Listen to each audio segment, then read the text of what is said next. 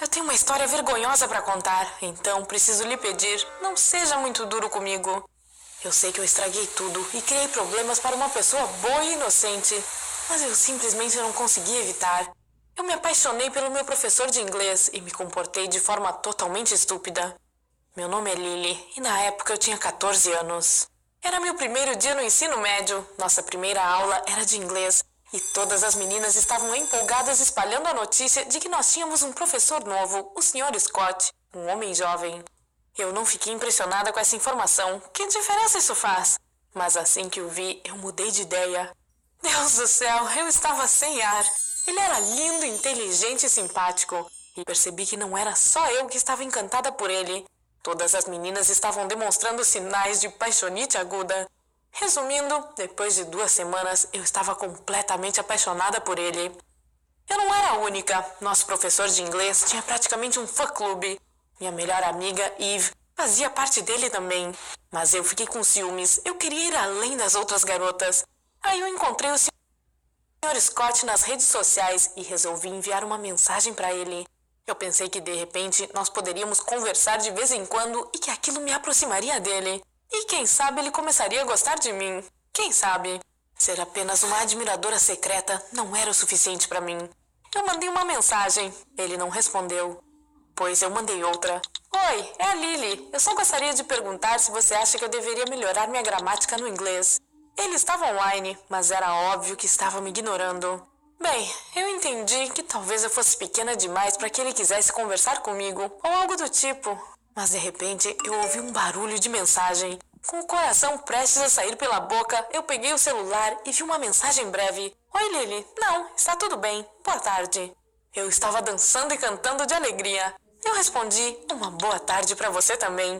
Nem é preciso dizer que eu li e reli aquela conversa por pelo menos 100 vezes naquele dia, né? Aí eu decidi que depois de um começo promissor como aquele, eu certamente teria a chance de ter uma relação especial com o Sr. Scott. Eu tentava ficar perto dele o tempo todo, não conseguia tirar os olhos dele durante o intervalo e durante a aula de inglês, e fazia de tudo para que ele olhasse para mim. Vez ou outra, eu enviava uma mensagem ou duas sobre os estudos, ou simplesmente com algumas palavras legais, e ele respondia de vez em quando. As mensagens dele não eram longas nem carinhosas, mas aquilo era só o começo, eu pensava. O problema é que, mesmo estando bastante presente, eu não estava literalmente perseguindo ele. Então, nem tinha como ele me dizer para se afastar e deixá-lo em paz. Aquilo não seria educado. Mas as coisas não progrediram de forma alguma, então eu fiquei desesperada. E eu fui muito burra, pois reclamei com a Eve, minha melhor amiga, que também estava apaixonada pelo professor. Eu não disse que a comunicação dele comigo era monossilábica, só disse que o Sr. Scott não conversava tanto comigo quanto eu gostaria. Eve pareceu chocada em saber que eu estava trocando mensagens com o nosso professor, mas ficou calada. Vários dias depois, nós recebemos uma notícia de partir o coração. O Sr. Scott iria nos deixar bem no meio do semestre. Eu fiquei inconsolável e minhas amigas também. Eu não tinha ideia do motivo que tinha causado aquilo. Durante o intervalo, fui chamada para ir à sala do diretor e ele fez um interrogatório sobre a minha relação com o Sr. Scott. Um absurdo! Eu neguei com firmeza e mostrei nossas conversas para provar que ele sempre tinha me tratado com respeito e profissionalismo. Parece que depois da nossa conversa, a Eve tinha ido diretamente à sala do diretor para denunciar o estranho relacionamento entre o professor e sua aluna. Eu comecei a chorar e a tentar convencer o diretor de que o professor Scott não tinha culpa. Eu é que tinha sido idiota. Eu estava chocada e envergonhada. Quando você bagunça a própria vida é uma coisa, mas quando uma pessoa adulta e legal perde seu trabalho por sua causa, é doloroso demais. O diretor se mostrou convencido e disse que o Sr. Scott estava acima de qualquer desconfiança, o que era uma boa notícia. Mas a má notícia é que mesmo assim ele nos deixou, sem sequer dar um adeus. Eu enviei mensagens pedindo desculpas para ele, mas ele nunca respondeu.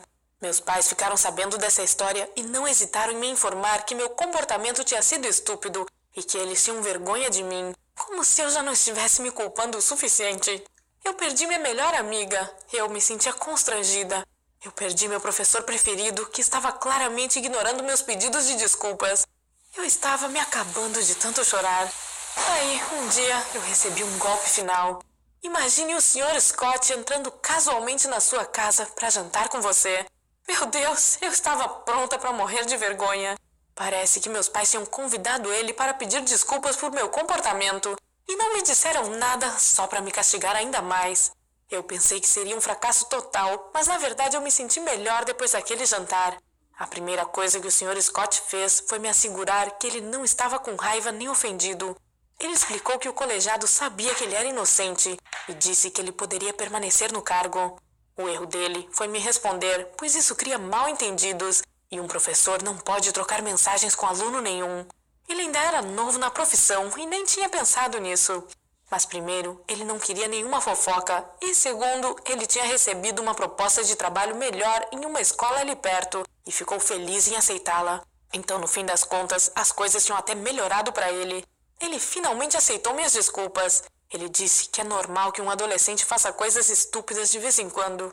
Eu não tinha escolha, a não ser concordar. Afinal, depois de tudo, eu tinha aprendido duas coisas com essa triste experiência. Primeiro, antes de fazer alguma coisa, pense em como isso vai influenciar as outras pessoas. E segundo, fique de bico fechado.